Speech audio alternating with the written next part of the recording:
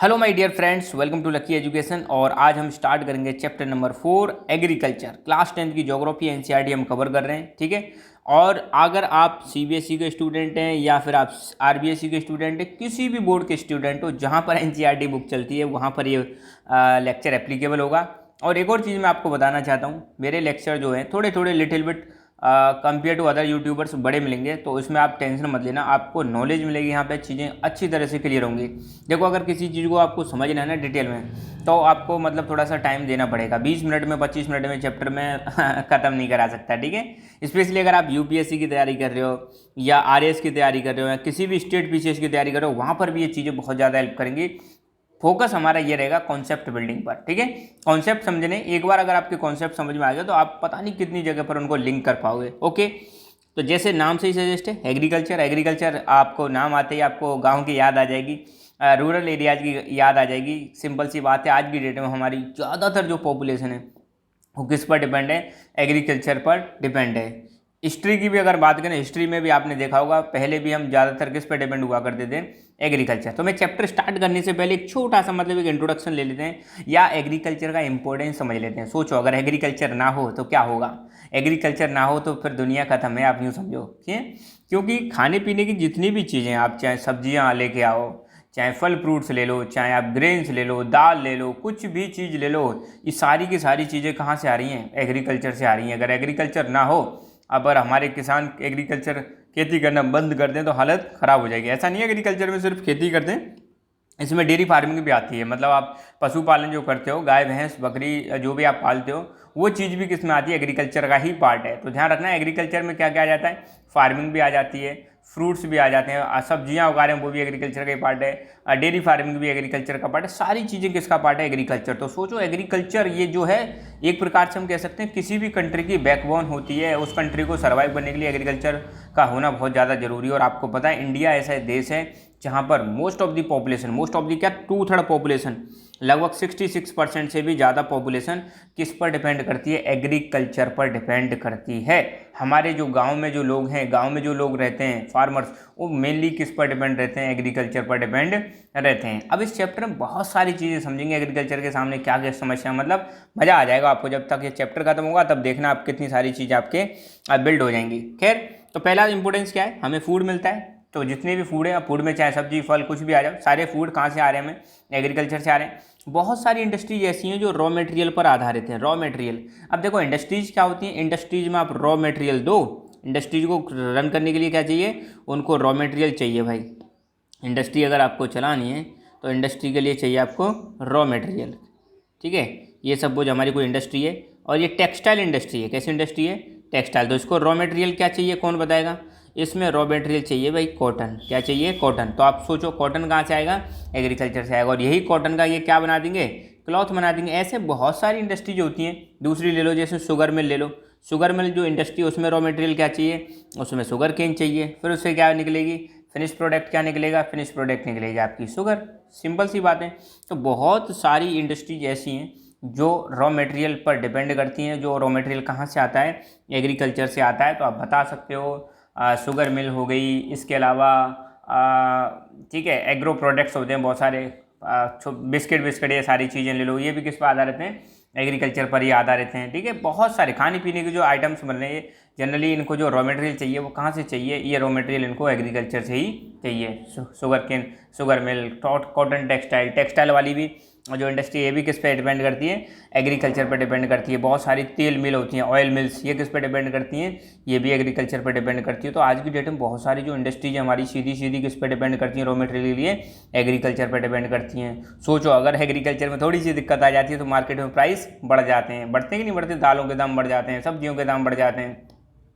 बहुत इंपॉर्टेंट है भाई। Provides employment. एग्रीकल्चर बहुत सारे लोगों को क्या प्रोवाइड कराता है? एम्प्लॉयमेंट प्रोवाइड कराता है, रोजगार प्रोवाइड कराता है। Contribution GDP.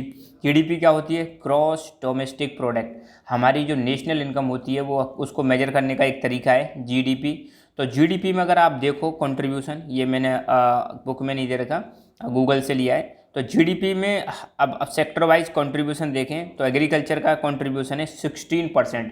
सोचो, हमारा देश 100 रुपये कमा रहा है, 100 रुपये कमा रहा है, तो 100 रुपये में से 16 रुपये हम कहाँ से कमा रहे हैं, एग्रीकल्चर से कमा रहे हैं। तो बहुत इंपॉर्टेंट है। अब जब देश हमारा आज़ाद हुआ था, जब हमें आज़ादी मिली थी 1947 के टाइम पर, तब तो हमारी जो एग्रीकल्चर थी उसी से ज़्यादा इनकम होती थी। लगभग 55% से ज़्यादा इनकम किससे होती थी, हमारी एग्रीकल्चर से होती थी। मगर अब घटकर ये कितनी रह गई है, मात्र 16%, 15-16% रह गई है। तो अब देखो यहाँ पर एक चीज़ आपको देखने को मिलेगी, यहाँ पर लोग तो लगभग 66% लोग यहाँ पर जुड़े हुए हैं और मगर कंट्रीब्यूशन कितना आ रहा है जीडीपी में, 16% आ रहा है। तो यहाँ पे ये समस्या है, लोग जुड़ रहे हैं मगर इसका देश की जीडीपी में योगदान कम है। ये चीज़ हमें देखनी पड़ेगी। एग्रीकल्चर एक प्राइमरी एक्टिविटी है। प्राइमरी एक्टिविटी कौन सी होती है, ऐसी एक्टिविटी जिसमें नेचर को मतलब क्या किया जाता है, एक्सप्लॉइट किया जाता है, नेचर को यूज किया जाता है। अब एग्रीकल्चर में हम किसको यूज कर रहे हैं, नेचर को यूज कर रहे हैं। एग्रीकल्चर कहाँ उगा रहे हैं, सॉइल में उगा रहे हैं, उसमें फसल उगाते हैं, फसल उगा के हम नेचर को, एग्रीकल्चर एक्टिविटी जो है या प्राइमरी एक्टिविटी कैसी एक्टिविटी होती है जो नेचर पर डिपेंड करती है, ठीक है। तो जितनी भी फसल उगा रहे हो, जितनी भी क्रॉप्स या फिर जितनी भी वेजिटेबल्स, ये सब किस पर डिपेंड करती है, नेचर पर।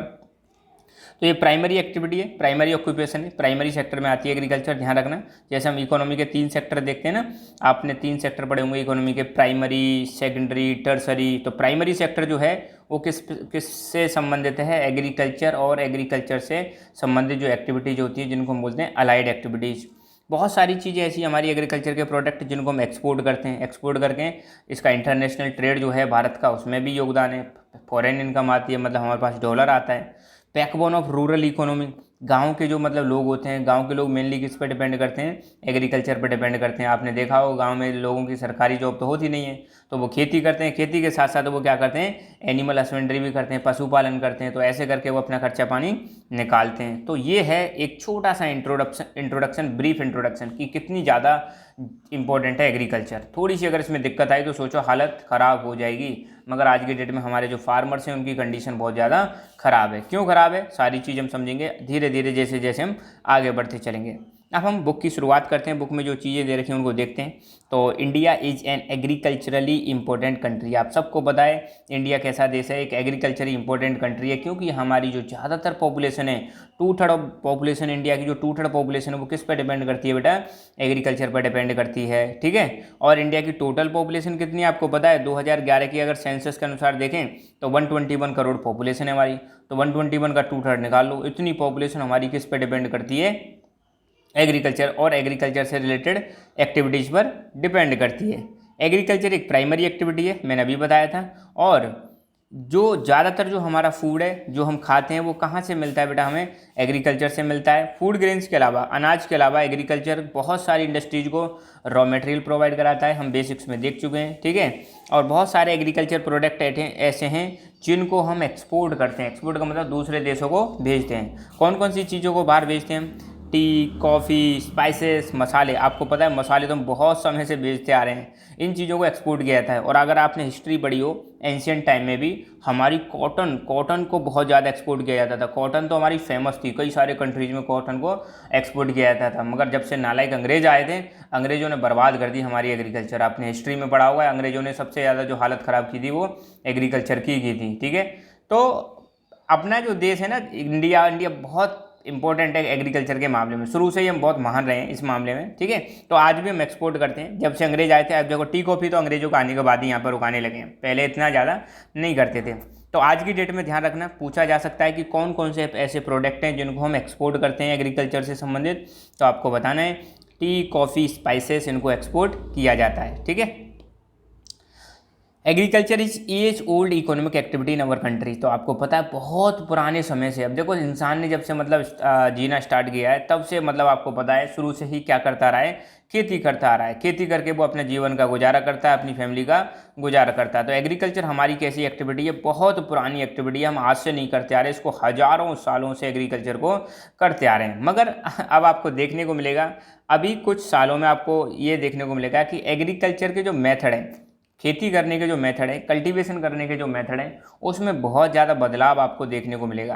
पहले आपको पता है हम ट्रेडिशनल तरीके से खेती करते थे। कैसे करते थे, ट्रेडिशनल तरीके से करते थे। अब ट्रेडिशनल तरीके का मतलब क्या है, ट्रेडिशनल तरीके में जैसे बैल होते थे, बैलों से खेतों की प्लोइंग करते थे, मतलब जुताई करते थे, हाथों से बीज डालते थे खेतों में, मगर अब देखो अब कैसे, अब तो मशीन आ गई है, ट्रैक्टर आ गया है, ट्रैक्टर से फटाफट काम हो जाता है। ठीक है, पहले हम मतलब काव डंग का इस्तेमाल करते थे, गोबर वाला जो खाद होता है जिसको हम बोलते हैं मैन्योर। आज की डेट में आप देखो फर्टिलाइजर्स का इस्तेमाल करते हैं। आज की डेट में आप देखो पेस्टिसाइड्स आ गए हैं, पहले कोई पेस्टिसाइड्स ऐसी चीज़ नहीं हुआ करती थी, देसी चीज़ें हुआ करती थी। पहले जो फार्मिंग होती थी that is purely based on organic product, मतलब ऑर्गेनिक चीज़ें, मतलब ऑर्गेनिक फार्मिंग हुआ करती थी, मतलब उसमें कोई भी केमिकल्स का इस्तेमाल नहीं किया जाता था। मगर आज की जो खेती है उसमें आपको देखने को मिलेगा बहुत सारे केमिकल्स का इस्तेमाल किया जाता है। ठीक है, तो हर चीज़ के अपने फ़ायदे और नुकसान है। तो एग्रीकल्चर के जो मेथड हैं वो डेफिनेटली चेंज हो गए।